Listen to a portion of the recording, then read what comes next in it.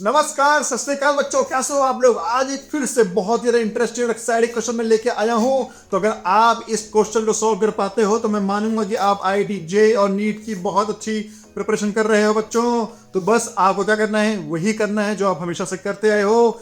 Video को pause करो, question को खुद से सॉल्व करो, उसके बाद अपने आंसर्स को मेरे आंसर से मैच करो और मुझे कमेंट्स में अपने आंसर बताओ। तो मैं बच्चों इस क्वेश्चन को सॉल्व करता हूं। ये क्वेश्चन बोलता है, consider the situation shown in figure. ठीक है, इस फिगर है, both the pulleys and the string are light and all surfaces are frictionless है। मतलब सब कुछ फ्रिक्शनलेस है, सब कुछ लाइट है। मतलब सारी पुलिस, बेसिकली पुलिस का कोई वेट नहीं है, कोई मास नहीं है। Find the acceleration of the mass m।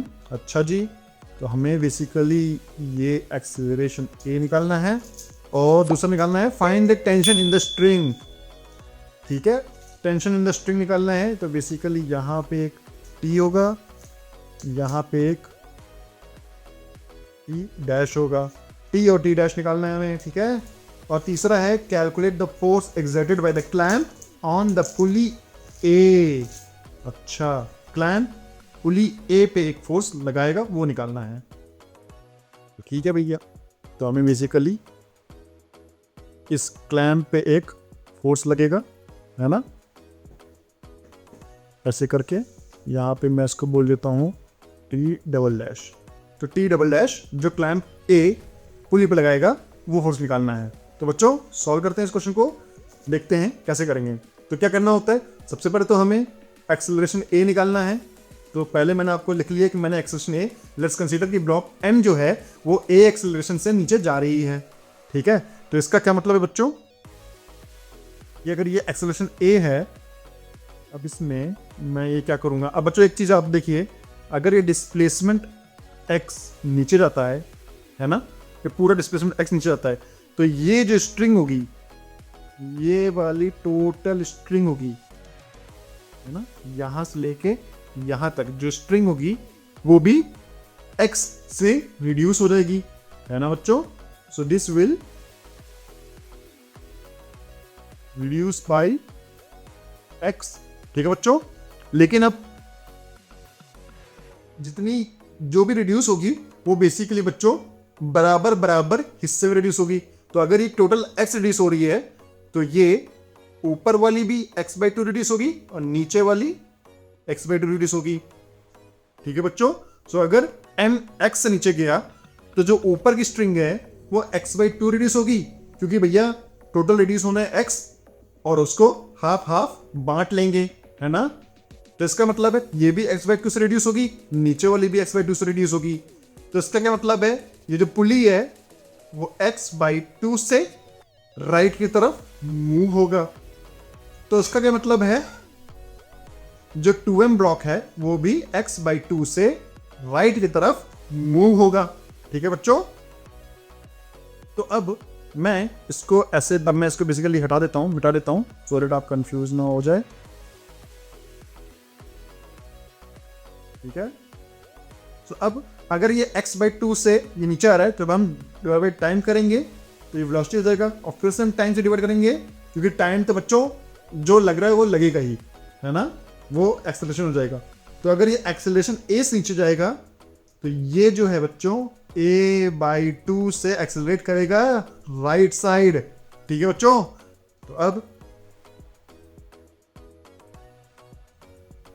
तो अगर ये एक्सेलरेशन A से नीचे जा रहा है तो जो 2m ब्लॉक है वो A/2 से राइट से जाएगा।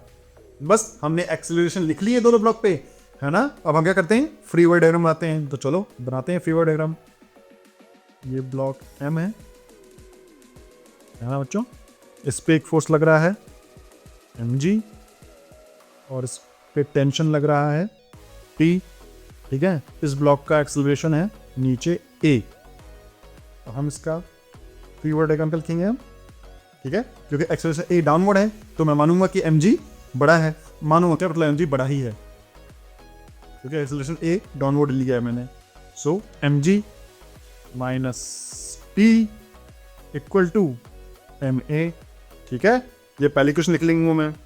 उसके बाद अब 2m क्या मैं बनाता हूँ एक बार, ये 2m है। ठीक है, तो इस पर हम लग रहा है फोर्स एक 2mg, है ना।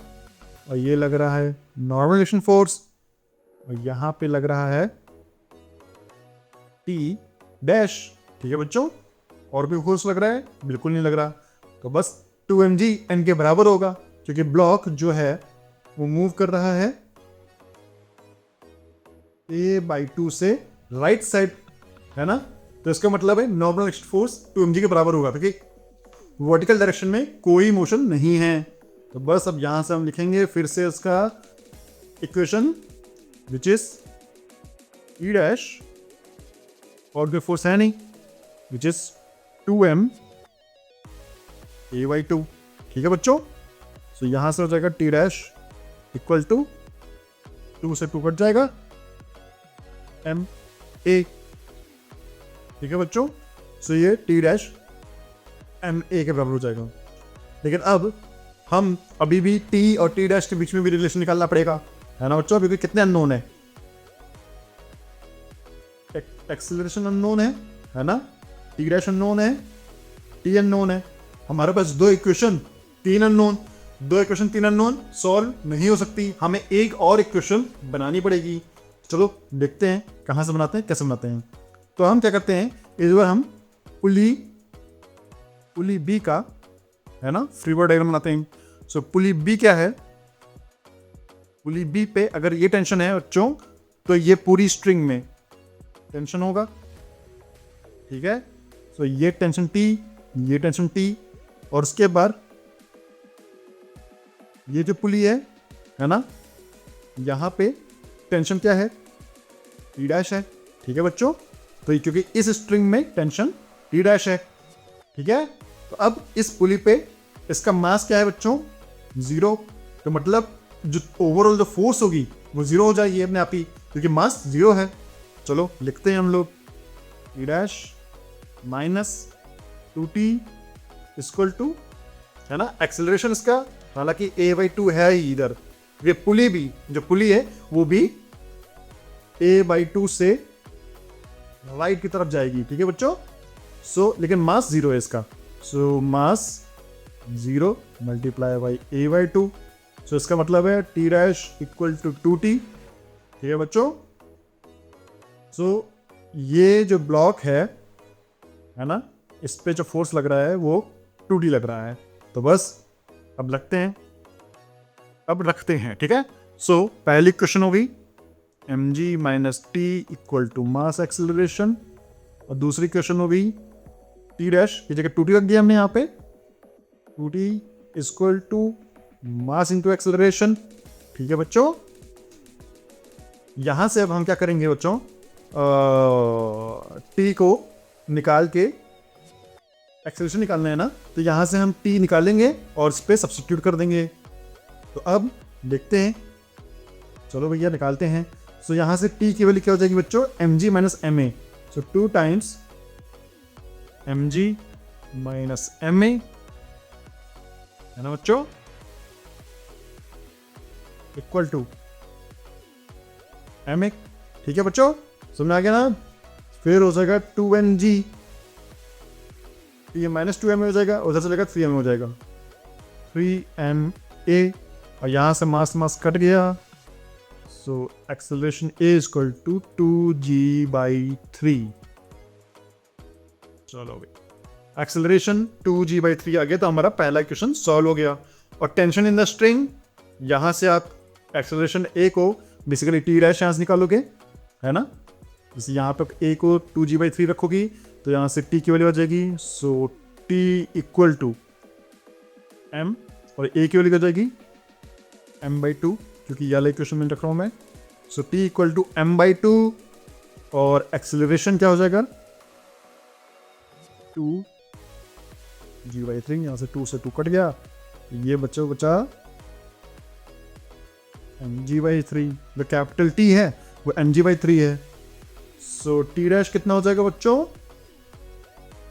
2 टाइम्स mg/3। ठीक है, t डैश भी आ गया, t भी आ गया, टेंशन भी निकाल लिया मैंने दोनों स्ट्रिंग्स पे।